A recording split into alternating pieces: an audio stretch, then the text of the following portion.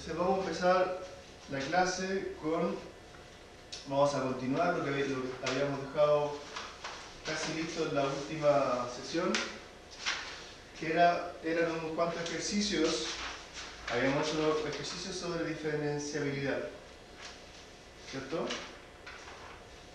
Habíamos visto lo que son las funciones analíticas y habíamos demostrado, habíamos ocupado la regla de L'Hopital también. Entonces nos había quedado en el tintero un par de ejercicios que yo les dije que íbamos a resolver. Y después de eso vamos a ver lo que son las funciones armónicas, es decir, cuáles son las condiciones que cumplen las funciones u y b de una función compleja analítica. Cuando una función compleja es analítica, hay condiciones que cumplen la parte real y la parte imaginaria. Entonces vamos a ver eso después de ver este ejercicio. Entonces este ejercicio era el ejemplo 4, ¿cierto? Habíamos hecho 3 ejemplos, este sería el cuarto ejemplo. Y es la pregunta, ¿para qué valores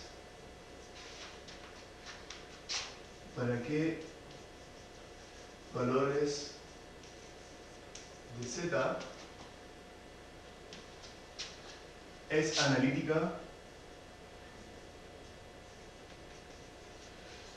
la función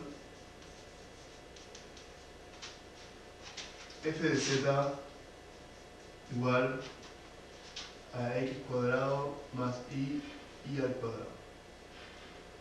¿Okay? Esa es la pregunta. Entonces lo más fácil, la manera más razonable de resolver esto es escribir esto. Bueno, ya está escrito como parte real más parte imaginaria, ¿cierto? Entonces eso nos da que la típica función que típicamente llamamos u es igual a x cuadrado y b es igual a i al cuadrado, ¿cierto? Dos funciones reales de dos variables. En este caso son de una variable cada una, pero en general son de dos variables. Entonces sabemos que la condición de diferenciabilidad es equivalente a las ecuaciones de Cauchy-Riemann, ¿cierto? Entonces las ecuaciones de Cauchy-Riemann las podemos escribir: du a de x es igual a db a de i, y tenemos que du a de i es igual a menos db a de x, ¿cierto? Las ecuaciones cruzadas. Entonces vamos a ver si eso se cumple. En general lo que sucede es que se cumple para funciones enteras, se cumple en todo el plano. A veces hay funciones que son analíticas, o sea, son diferenciables en ciertas regiones. Entonces eso nos va a dar, estas ecuaciones aplicadas a esto nos van a dar condiciones.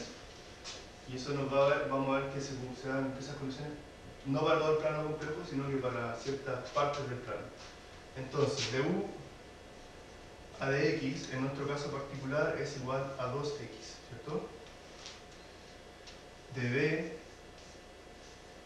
a de i es igual a 2i. Du a de i es igual a 0, ¿cierto? Porque no depende de i. Y db, perdón, ¿sí? Salud. Db a de x es igual a 0, ¿cierto? Entonces vemos que la segunda ecuación de Cauchy-Riemann se cumple inmediatamente, porque 0 igual a 0 se cumple para todo el plano, no hay ningún problema. Pero la primera, que du a de x tenga que ser igual a db a de i, se cumple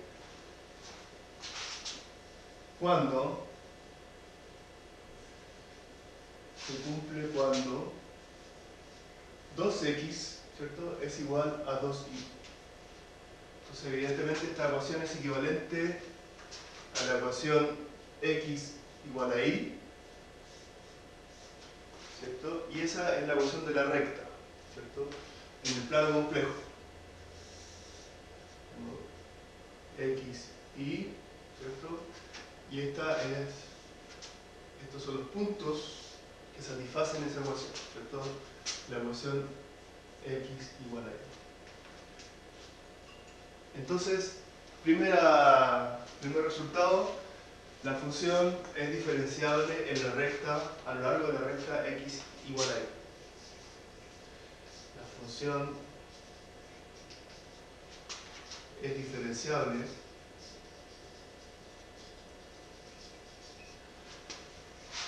a lo largo de la recta x igual a y. Ahora, la pregunta del ejercicio es si es analítica. ¿Cuál es la diferencia entre la noción de diferenciabilidad y la noción de analiticidad? Bueno, la condición para que una función sea analítica, ¿cierto? Primera condición es que sea diferenciable en ese punto, ¿cierto? En un punto cualquiera. Y además que exista, acuérdense la definición que parece un poco rebuscada. La condición es que exista una vecindad del tamaño, del tamaño que a mí me sirva, en la cual esa función también es diferenciable, ¿cierto? Vamos a ver la definición que habíamos dado. Entonces, f de z, recordemos la definición, es analítica en z0 si f' existe en el punto z0 y en alguna vecindad de z0. Entonces, digamos que yo encuentro alguna vecindad y además de ser diferenciable en este punto, es diferenciable en esa vecindad, entonces yo digo es analítica. Entonces, pregunta, ¿esta función es analítica en algún punto? ¿Sí o no? ¿Seguro? Sí. ¿Seguro? Porque si yo tomo un punto acá, sobre la recta, yo puedo asegurar de que la función es diferenciable en ese punto. Sin embargo, para cualquier vecindad de ese punto, no importa qué tan chica sea la vecindad, van a haber puntos en los que la función no es diferenciable, ¿cierto? Por lo tanto, este es un ejemplo interesante de una diferencia entre la analiticidad y la diferenciabilidad. Esta función es diferenciable en la recta, pero no es analítica en ningún punto. No es analítica en ningún punto.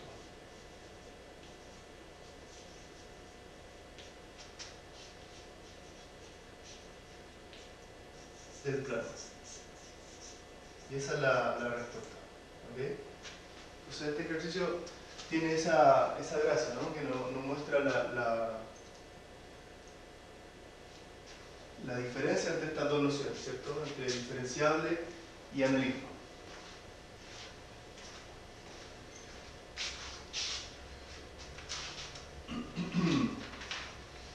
Estos son los ejercicios sugeridos del Wunsch. Muchos de estos, de ellos están resueltos. Bueno, cuando aparecen así en la forma de ejemplo, es porque están resueltos.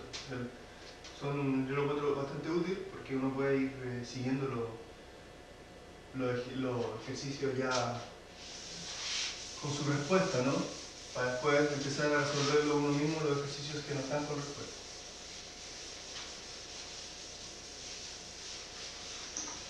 Entonces, otro ejemplo de estas nociones. Este es el ejemplo 6. Este es demasiado sencillo, quizá es demasiado obvio. Se trata de la función f de z igual z al cubo más 2. Vamos a hacerlo súper rápido porque es demasiado trivial, podría decirse. Más c dividido por z al cuadrado más 1 y nos preguntan en qué puntos esta función no es analítica. ¿Okay? Y bueno, este es súper sencillo porque los únicos puntos donde esta función no tiene puede ser que no sea analítica es en los puntos donde no está definida, ¿cierto? El resto de los puntos son funciones completamente bien comportadas. Entonces la respuesta es que esta función no es analítica. No es analítica cuando z al cuadrado más 1 es igual a 0, ¿cierto? Cuando el denominador se anula, que es equivalente a decir que z es igual a más menos i, la unidad imaginaria. Ahora, en esos puntos ni siquiera está definida la función, por lo tanto, imposible que sea analítica. No hay, la primera condición para que una función sea, primero, diferenciable, que esté definida en ese punto, ni siquiera está definida. Entonces, bueno, son los únicos puntos que tienen problemas, y además son puntos singulares, ¿cierto? Porque alrededor de estos dos puntos, de cada uno de estos puntos, del punto i y del punto menos i, la función no tiene ningún problema, ¿cierto? Ningún problema, son funciones, composición de funciones completamente analíticas, ¿cierto? Entonces este punto se comporta como un punto singular.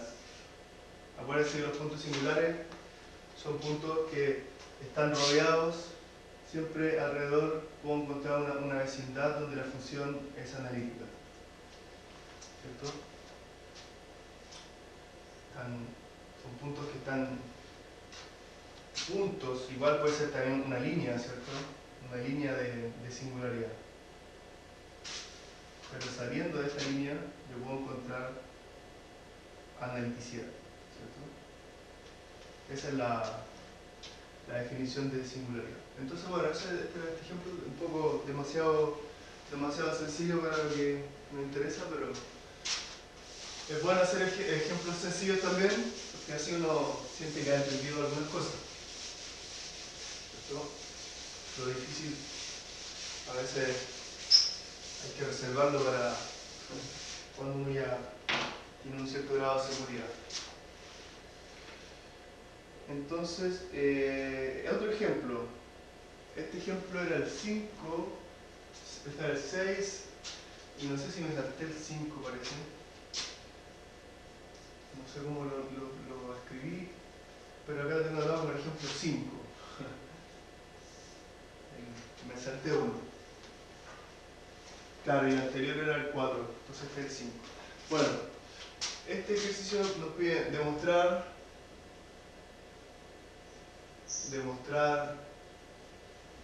que si f de z es analítica en z0 y g de z no es analítica en z0, entonces la función h de z igual a f de z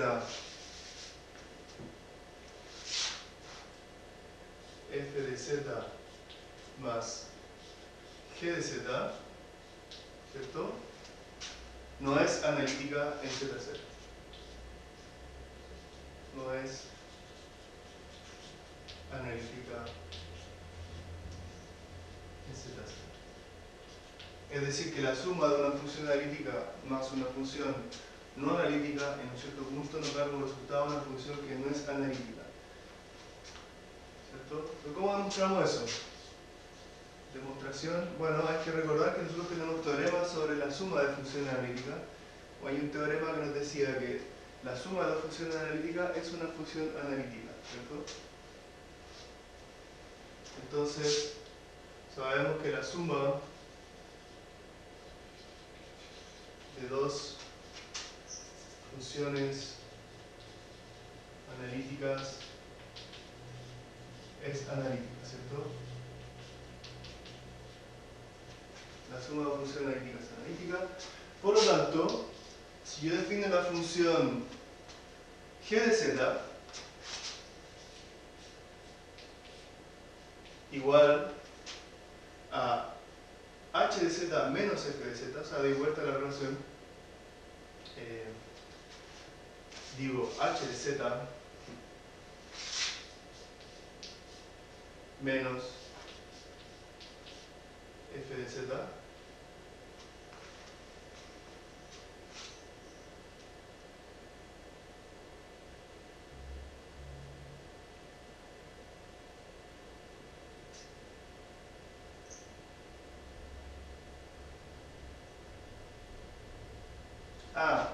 ¿Cómo lo hacemos? Hagámoslo un poquito más ordenado. Vamos a hacerlo, como se dice, por reducción al absurdo, ¿cierto? O por contradicción. Por reducción al absurdo. O sea, nosotros tenemos que demostrar que la función h no es analítica, ¿cierto? Entonces supongamos lo contrario. Supongamos que h de z es analítica. Vamos a suponer lo contrario de lo que queremos demostrar. Es analítica en z0, ¿cierto? Vamos a suponer eso. Entonces, ahora vamos a construir la función g de z, que va a ser la suma de dos funciones analíticas, es decir, va a ser h de z, que supusimos que es analítica, menos f de z, que es analítica por hipótesis, ¿cierto? Entonces, como g de z es la suma de dos funciones analíticas, de acá obtenemos que g de z también es analítica, ¿cierto? Analítica. Y eso es una contradicción, ¿cierto? Porque por hipótesis la función g no era analítica. Entonces, por lo tanto, nuestra suposición inicial es errónea, ¿cierto?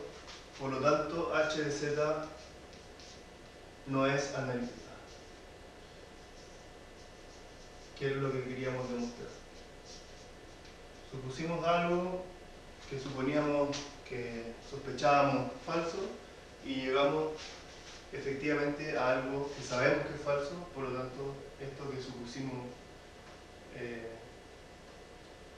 el h de z que supusimos que era analítica, en realidad no puede ser analítica. Esa es la demostración, una demostración sencilla también por reducción al absurdo. También puedo acordarse de esas herramientas matemáticas de demostración. ¿Ya? Entonces, bueno, eso era lo que nos había quedado un poquito en el tintero, un par de ejercicios, ¿cierto? Entonces ahora vamos a ver lo que es como más la materia del día, podría decirse, que son las llamadas funciones armónicas. Funciones armónicas. Es simplemente un nombre, no son funciones que tengan propiedades particularmente musicales o ni nada por el estilo, simplemente un nombre para ni tampoco está relacionado con los osciladores armónicos, que yo sepa, tampoco son funciones relacionadas con el fenómeno oscilatorio, entonces es simplemente un nombre, ¿sí? Entonces, supongamos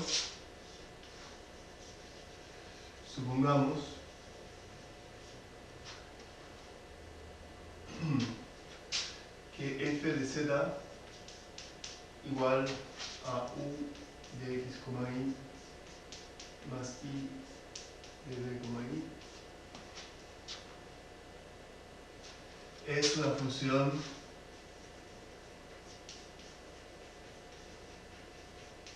analítica. Entonces la pregunta es, ¿qué condición, o digamos, qué propiedad matemática podemos deducir de la función u y la función b? ¿Qué condiciones cumplen u de x, y b de x, y? Condiciones, digamos, u por sí misma y b por sí misma. Ya sabemos que hay una relación entre ellas, pero además podemos ir más lejos y decir que existe una relación matemática, alguna propiedad matemática de u por sí misma. Entonces, bueno, sabemos que cumplen las ecuaciones de Cauchy-Riemann, ¿cierto? Porque son funciones analíticas, por lo tanto, de u a dx es igual a db a di, y de u a di es igual a menos db a dx, ¿cierto?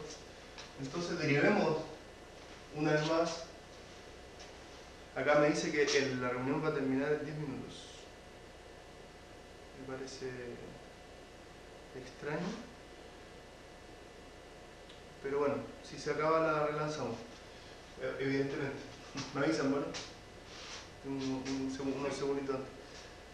Igual estoy grabando con otra cámara ahora. Tengo una cámara ahí y vamos a ver si... Porque me dijeron que se veía un poco pixelizado los videos. Entonces voy a tratar de grabar con una cámara mejor a ver si no queda tan... Se ve un poco mejor el video final. Sobre todo cuando alguno no pueda asistir a la clase. Entonces derivemos esta ecuación.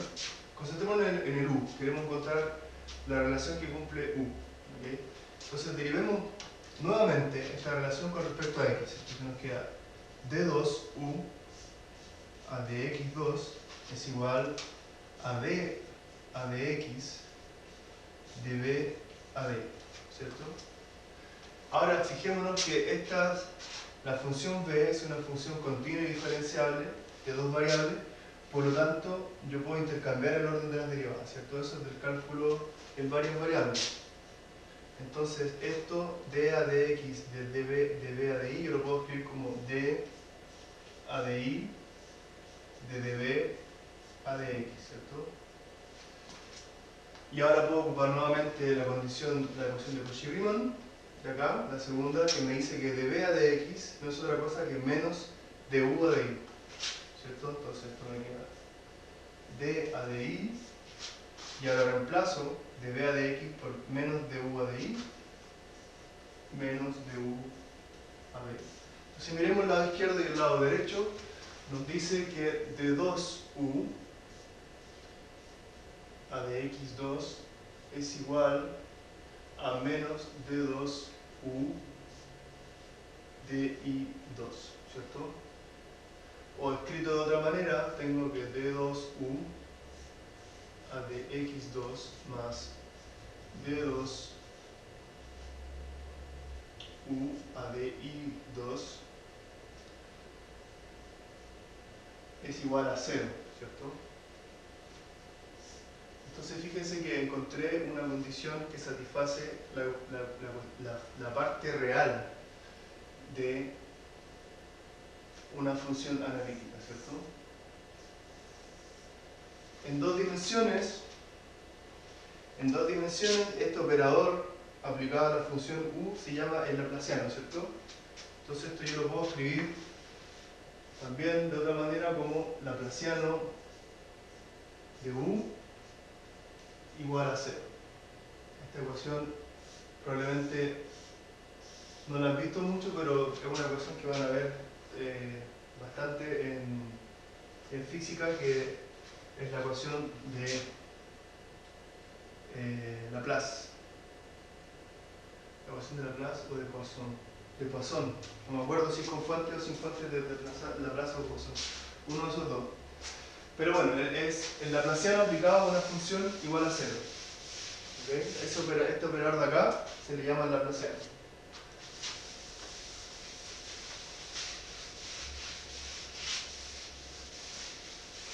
Vamos a continuar y después vamos a explicar un poco mejor. ¿Qué ocurre con la parte imaginaria de la función analítica? Veamos. Tenemos de esta ecuación de acá, de la segunda, vamos a derivarla con respecto a x, ¿cierto? Entonces el lado izquierdo es menos d2 a dx2 de b. Ahora nos interesa el b, ¿ok?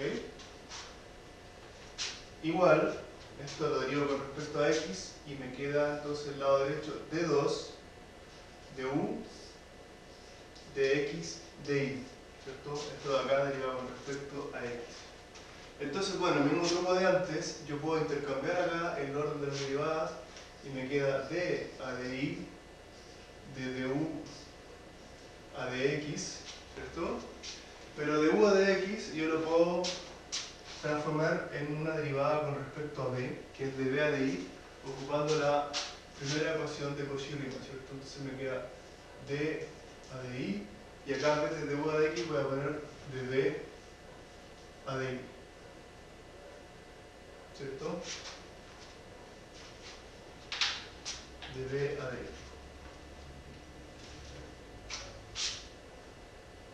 De b a dI. Entonces fíjense que esto es d2 a dI2 de b. Entonces nuevamente, si yo paso esto para este lado, me queda d2 de x2 más, esto lo voy a escribir ligeramente distinto para que quede en evidencia el operador, ¿cierto? dI2, eso aplicado a la función b es igual a c, ¿cierto?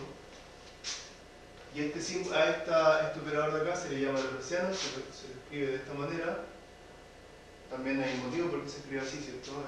En realidad, este operador es la divergencia del gradiente. Eso me imagino que lo vieron en el cálculo, ¿cierto? Entonces, D2, o sea, el laplaciano de B es igual a C.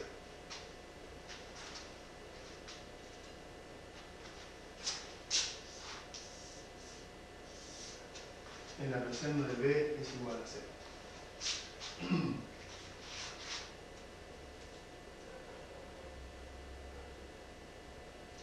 Entonces, funciones, conclusión, las funciones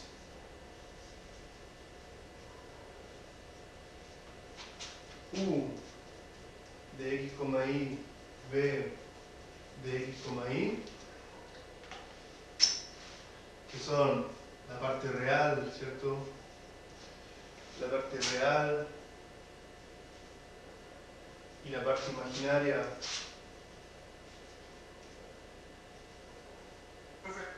¿Se va a acabar? Ya. Que son la parte real y la parte imaginaria de una función analítica. Vamos a alcanzar a decir la frase. De una función analítica. Son funciones armónicas. Donde armónicas son funciones armónicas. Donde armónica significa exactamente esto. Una función armónica, una función cuya laplaciano es igual a 0. ¿Okay? Entonces, este es es lo que hemos descubierto de la función, de la parte real y la parte imaginaria de una función analítica en el plano complejo. Entonces, hay bastante que decir sobre la función armónica.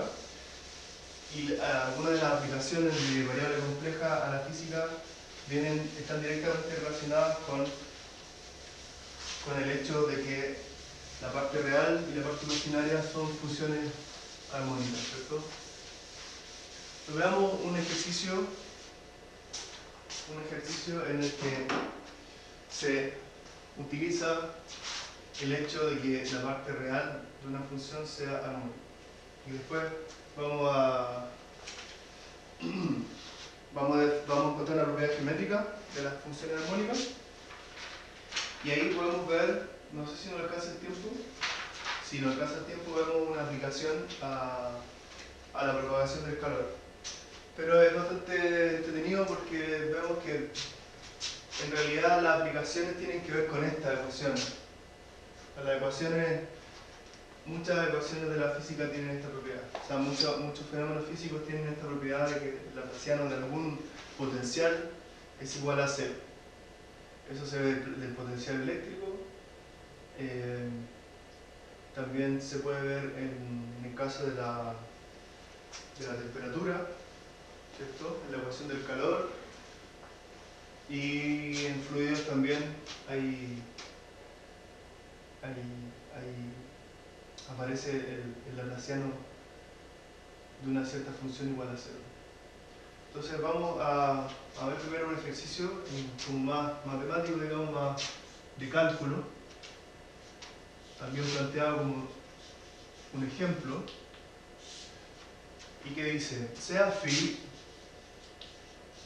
igual a x al cubo menos 3xy al cuadrado más 2y. O sea, así nomás, una función de dos variables, ¿cierto? Entonces, primero probar que phi es armónica, es una función armónica. Y como función armónica, uno la puede considerar como la parte real o la parte imaginaria de una función analítica en el plano complejo, ¿cierto? Entonces, función armónica, probar que es armónica y por lo tanto,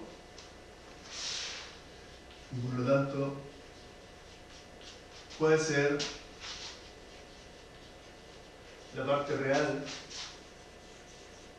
puede ser también la parte imaginaria, pero definamos que es la parte real de una función analítica, ¿cierto?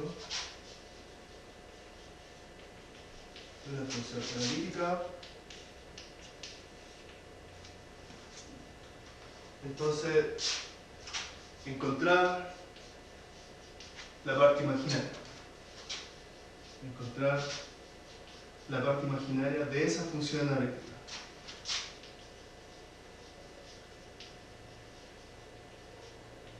Entonces acá vamos a tener que integrar, ¿cierto?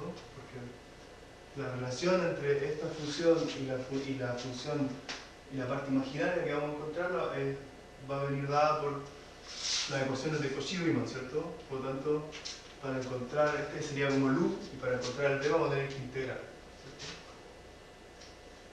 Encontrar la parte imaginaria. O, dicho de otra manera, encontrar B de x, y. Entonces ya, vamos por parte. Primero, demostrar que la función es armónica. Eso es cálculo directo, ¿cierto? Entonces, d2 de x2 más d2 de y2, es decir, el laplaciano aplicado a phi, y eso simplemente consiste en derivar, hacer la segunda derivada con respecto a x de phi de x al cubo menos 3xy al cuadrado más 2y, y sumarle a eso la segunda derivada con respecto a y, es lo mismo, ¿cierto? X al cubo menos 3xy al cuadrado más 2y. Así un poco, tratemos de hacerlo un poquito rápido. La segunda derivada de esto con respecto a x, ¿cierto? Esto va a dar 0, esto también va a dar 0, ¿cierto? Porque acá está el x está lineal, entonces al derivar dos veces va a dar 0. Y el único que va a subir va a ser este de acá, que nos va a dar 6x, ¿cierto? Entonces el primer término es 6x. Y este de acá, la segunda derivada con respecto a y, este es 0, la primera derivada con respecto a y es 0, la segunda derivada con respecto a y es 0, y por lo tanto simplemente nos va a quedar la derivada, dos veces la derivada de y al cuadrado, que es simplemente 2, ¿cierto? Primero al derivar va a bajar un 2 y al hacer la segunda derivada va a quedar un 1, ¿cierto? Entonces nos queda 2 por 3x, es decir, 6x pero con signo negativo. Es decir, nos queda menos 6x. Entonces la suma de estas dos cosas es 0. Entonces, hemos demostrado que la función es armónica. Entonces, como la función es armónica, puede ser la parte real o la parte imaginaria de una función analítica. Vamos a imaginar que es la parte real y vamos a encontrar cuál es la parte imaginaria de esa función analítica.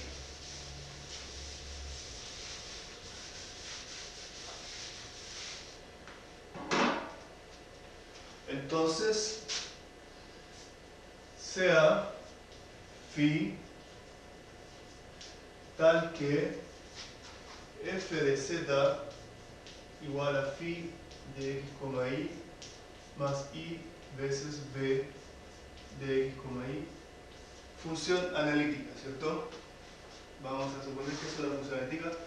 Por lo tanto, como es una función analítica, tenemos que de phi a de x es igual a de b a de i. Acordémonos acá, lo que no conocemos es el b, ¿cierto? Y de phi a de i es menos de b a de x. Entonces ahora ya tenemos dos ecuaciones diferenciales para el b. Entonces, la primera ecuación nos dice que de b a de i es igual a de phi a de x. ¿Cuánto es de phi a de x? Bueno, nos queda 3x al cuadrado, 3x al cuadrado, menos 3i al cuadrado. ¿Cierto? Si me equivoco en algo me dicen porque suele suceder. 3x al cuadrado, menos 3i al cuadrado.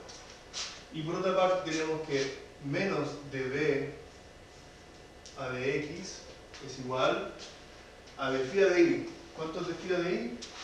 Bueno, es menos 6xi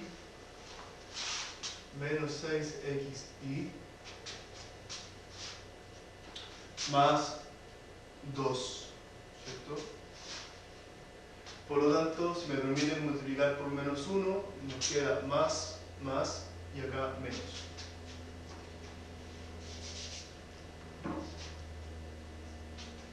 Entonces, cuando tenemos estas ecuaciones diferenciales para una función de dos variables, podemos integrar esto con respecto a i. Nos queda b de x, y va a ser la integral de esto con respecto a i. Es decir, nos queda 3x cuadrado menos 3i al cuadrado por i. Aquí estaba pensando en cualquier cosa. 3x cuadrado i, ¿cierto? Menos 3 por i al cubo tercios, ¿cierto? Más una cierta constante, ¿cierto? Pero en este caso, como es una ecuación de dos, o sea, una función de dos variables, esta constante más que una constante es una cierta función de ¿qué? Es una cierta función de x, ¿cierto? Porque si yo derivo con respecto a y una función de x, esto queda 0. Entonces está, en cierto sentido, está indeterminado con respecto, está definido salvo una cierta función de x.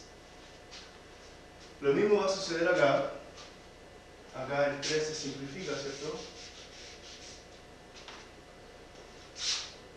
Entonces, en la derivada con respecto a x acá, vamos a integrar con respecto a x. ¿Lo profe? ¿Sí? Ahora, si derivamos esa b de x es x cuadrado y menos y cubo más c a la x, si la derivamos en función de x, ¿no deberíamos igualarla a la que está escribiendo? O sea, 6xy menos 2. Sí, esa también es una forma. Es una forma quizás más astuta. Hagámoslo así. Hagámoslo así, porque lo que yo iba a hacer era integrar acá y después comparar las dos funciones. Pero veamos qué sucede cuando lo hacemos como dice Diego. A ver, entonces de b a de x, entonces son 6xy,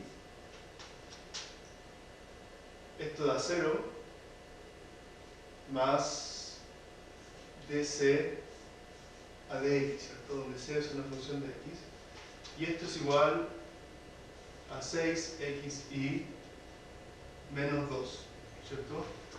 Entonces esto está bien, el 6xy se va y nos queda que c de x, la derivada de c con respecto a x es igual a 2, por lo tanto, a menos 2, por lo tanto c de x tiene que ser menos 2x. ¿Sí o no? Entonces, Ahora se puede computar el b de x. ¿cómo? Ahora Claro, sí. entonces ahora lo tenemos completo.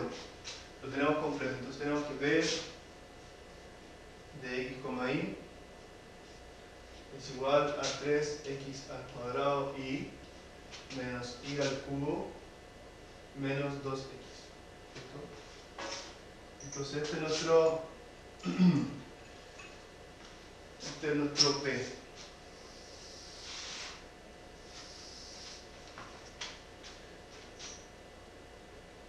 Igual le falta una constante, ¿no? Exactamente, acá, ¿cierto?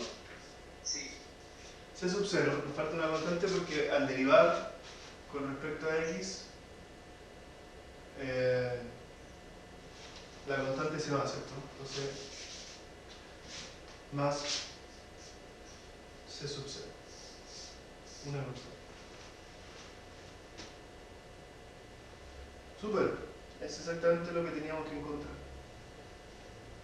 Entonces ahora tenemos la parte real y la parte imaginaria. Si quisiéramos conocer el valor de C sub 0, tendríamos que tener alguna información suplementaria, ¿cierto? Ah, ojo, algo que no dije que es importante. Esto es un número real, ¿cierto? Nunca olvidemos que tanto el u, en este caso el phi, como b, son funciones reales. Por lo tanto, acá, en el C sub 0, también es un número real, ¿cierto? No es un número complejo. Un detallito.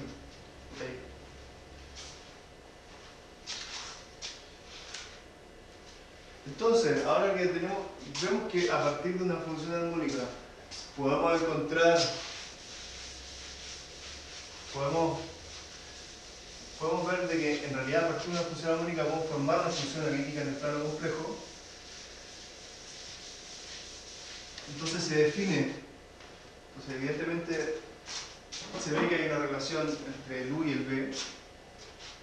Entonces se define, una definición simplemente de lenguaje, digamos. No algo. Entonces, dada una función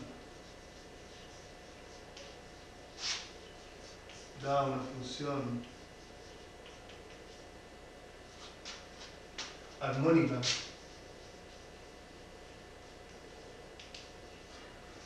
u de x, y, b de x, y se denomina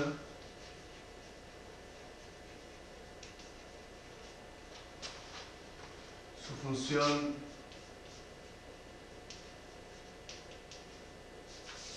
armónica conjugada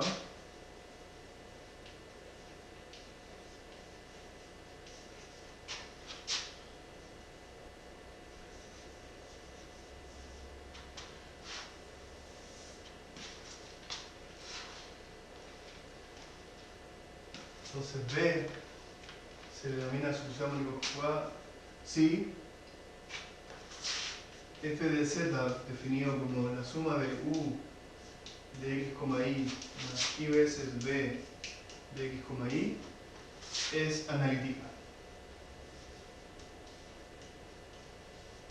¿Ok? Entonces, dada la función analítica, la función u, b se denominan la una con respecto a la otra como la función armónica conjugada. Esto no tiene nada que ver con el conjugado del número complejo, ¿no? Es solamente una nomenclatura, no está relacionado con el hecho de, no es por ejemplo que esta función sea la compleja conjugada de la otra, son funciones reales, ¿cierto? Entonces, a partir de acá existe una aplicación geométrica bastante interesante, que es lo que en física también tiene aplicaciones, las aplicaciones siempre van a depender de aspectos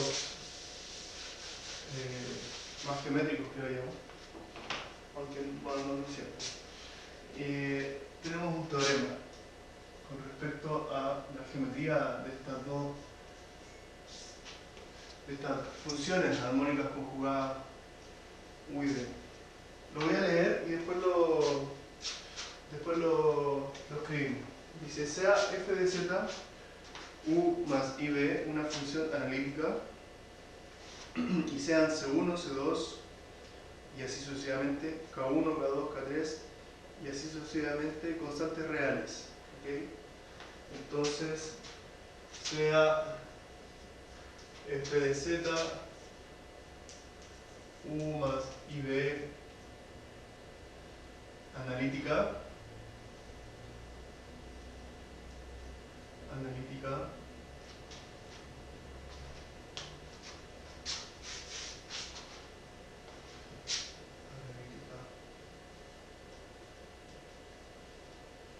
y sean, dijimos, las constantes reales, y sean las constantes.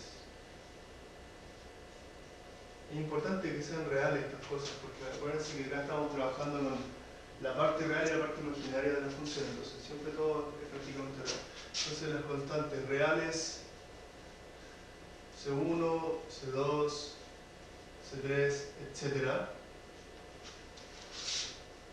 K1, K2, K3, etc. también.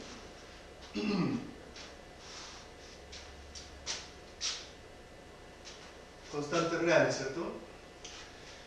Entonces, lo que dice el teorema es que la familia de curvas en el plano XY para las cuales se cumple que U es igual a C1, U es igual a C2, etc. Entonces, ¿cómo vamos a hacer? Vamos a hacer el dibujito inmediatamente. Cuando yo planteo la ecuación U de x, y igual a una constante, ¿cierto? Tengo una función de dos variables, pero sometida a una restricción, ¿cierto? Entonces, eso me va a dar una curva en el plano, ¿cierto? Es como, por ejemplo, cuando yo pongo x cuadrado más y al cuadrado igual a 1, ¿cierto? O cuando yo pongo x menos y igual a 0, ¿cierto? Esto es un círculo y esto es una línea recta. Entonces, de la misma manera, cada vez que yo plantee que la parte real de la función analítica va a ser igual a una constante, eso me da una curva en el espacio. Entonces, cuando yo hago esto para muchos valores reales, ¿cierto? Voy a obtener lo que se denomina una familia de curvas. Entonces, vamos a hacer la familia. Vamos a hacer tres curvas. Entonces, esta es la curva U igual a C1, esta es la curva U igual a C2,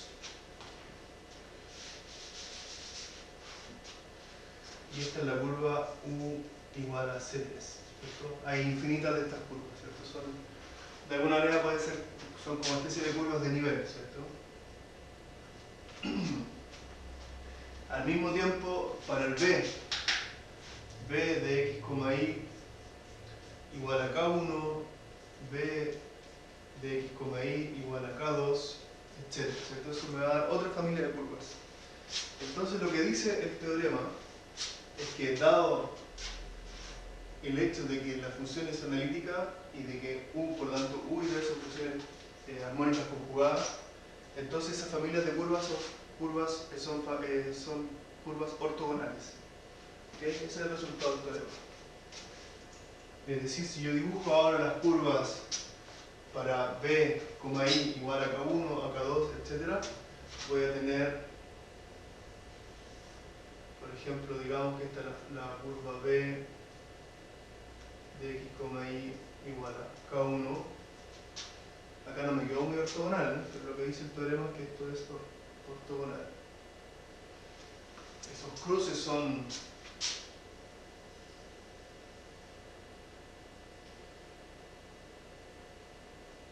incluso es perpendicular.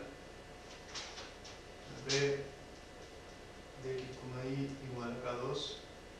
Y por último, B de x, y igual a K3. Entonces, si se fijan, es una aplicación bastante interesante, ¿no? Bastante bonita, una aplicación geométrica. Un resultado. Entonces, dicho de manera un poco más formal, la familia de curvas en el plano XY para las cuales U igual a C1, U igual a C2, etc. es ortogonal a la familia de curvas B igual a K1, B igual a K2, B igual a K3. Es decir, una curva de una de las familias intersecta una curva de la otra familia en un ángulo de 90 grados. Salvo quizás, ¿y por qué acá hay un quizás? Y es porque no podemos asegurar nada sobre esos puntos, ni siquiera que sí o que no. Simplemente la demostración se ocupa que estos puntos están excluidos del teorema. Entonces, salvo quizás en los puntos cuando f' de z es igual a c. Cuando la derivada de la función analítica es 0, entonces ahí ya no podemos hacer esta afirmación. Ni siquiera podemos decir que es falso, podemos decir que no hay nada que decir. Entonces vamos a demostrar este teorema. Vamos a demostrar este teoremita.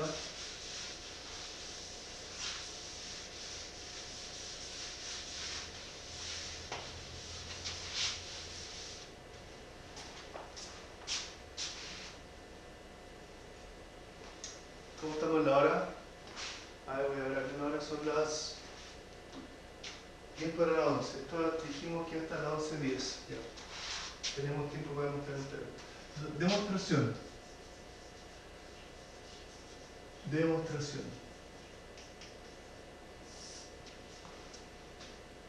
Entonces tomemos alguna de estas curvas. Por ejemplo, la curva U de x, igual a c, ¿cierto? U de x, igual a c, esto es una curva. Y hagamos la diferencial de esto, ¿cierto? Como c es un número real, es decir, es una constante, yo tengo que la diferencial es igual a 0, ¿cierto? Pero la diferencial yo lo puedo escribir como du a de x en la variable x, du a de y en la variable y.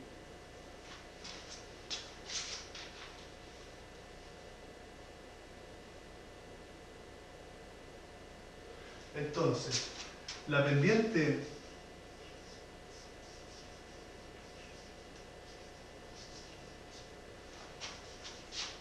de la curva,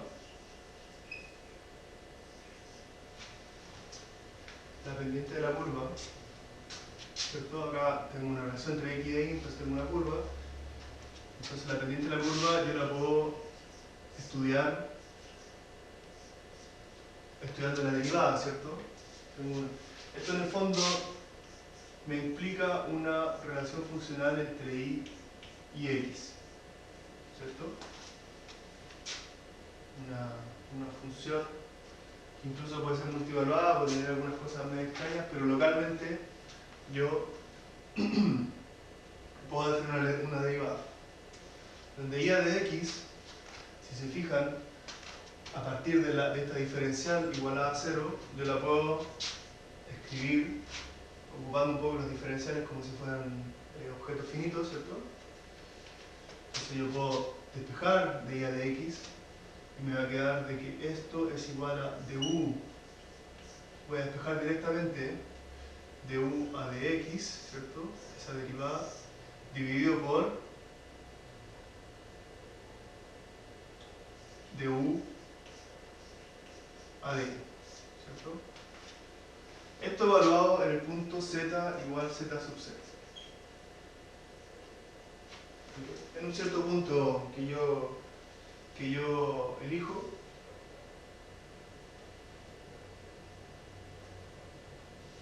¿cierto? Entonces supongamos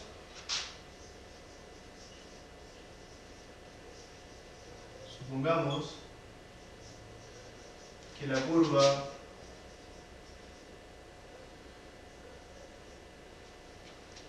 intersecta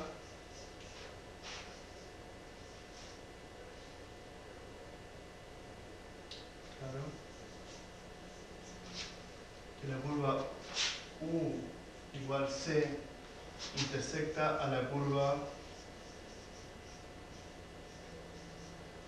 B igual K, también donde K es una constante, en Z igual Z sub 0. Eso es simplemente darle un nombre, ¿cierto? A este punto de acá yo le puse Z sub 0. Estoy estudiando ese punto. Entonces, una vez más, puedo calcular la diferencial de B acá, ¿cierto? De B igual a 0, porque K es una constante. Y una vez más yo puedo calcular la pendiente de esta curva. Pero ahora va a ser la pendiente de la curva, esta es la curva U igual C. Y ahora voy a calcular la pendiente de la curva B igual K, ¿cierto? Pero básicamente es lo mismo, ¿cierto? Yo puedo llegar a ocupar la fórmula que acabo de encontrar y es lo que voy a hacer, ¿cierto? Entonces esto es menos de B a dx partido por dB a dy, ¿cierto? Las derivadas parciales. Esto evaluado en z igual z sub 0. Esa es la pendiente de esta curva en el punto z igual z sub 0. ¿Cierto? Y esta es la pendiente de la otra curva en el mismo punto. En el mismo punto. Entonces ahora podemos encontrar una relación entre estas dos pendientes, porque fíjense que lo que queremos demostrar es una relación entre las pendientes, ¿cierto? Si una pendiente es así, la otra tiene que ser así, para que sea válido el teorema. Entonces vamos a analizar, vamos a encontrar una relación entre estas dos pendientes.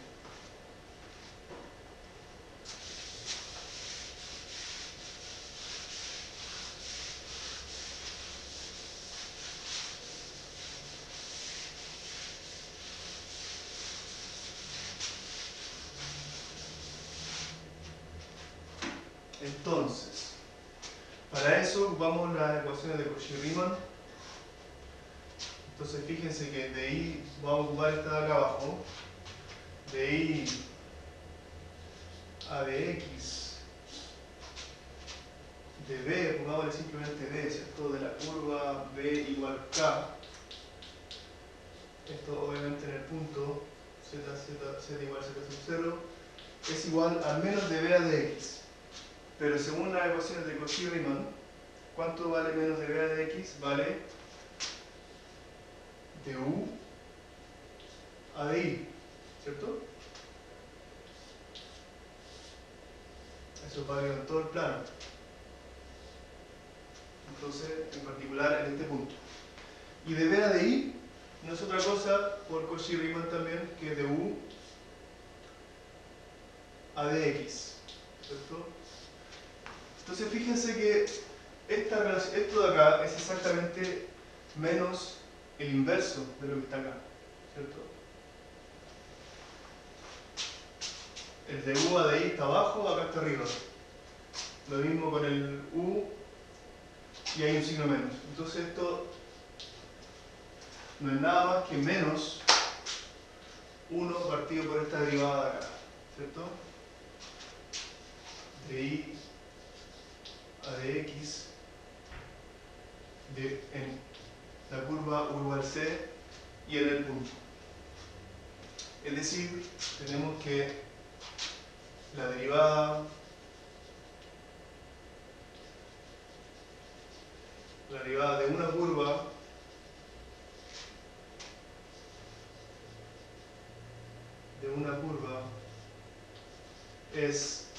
tiene dos características. Por un lado es inversamente proporcional.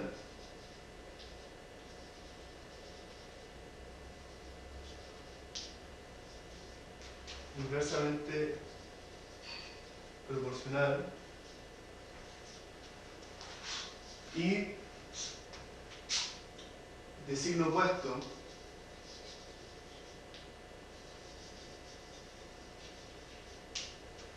a la derivada de la otra curva.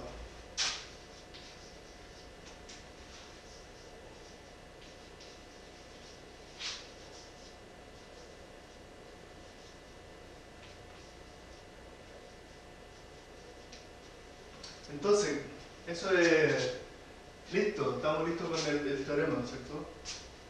Porque si una de las derivadas es 0, en un caso especial, ¿cierto? Una de las derivadas es 0, la otra va a tener derivada infinito. Aquí el mismo valor. Si una de las derivadas es 0, ¿cierto? Esta curva acá, entonces la otra va a tener derivada infinita.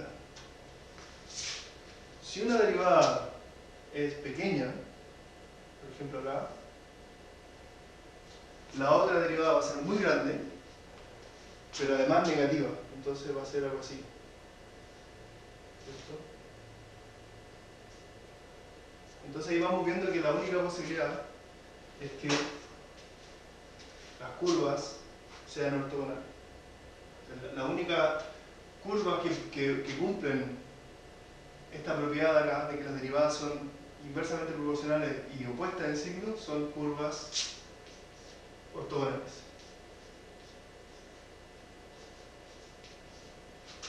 Curvas ortogonales. Que es la afirmación del teorema. Entonces se justificaba ese dibujo que habíamos hecho acá con las curvas de nivel siempre cortándose en ángulos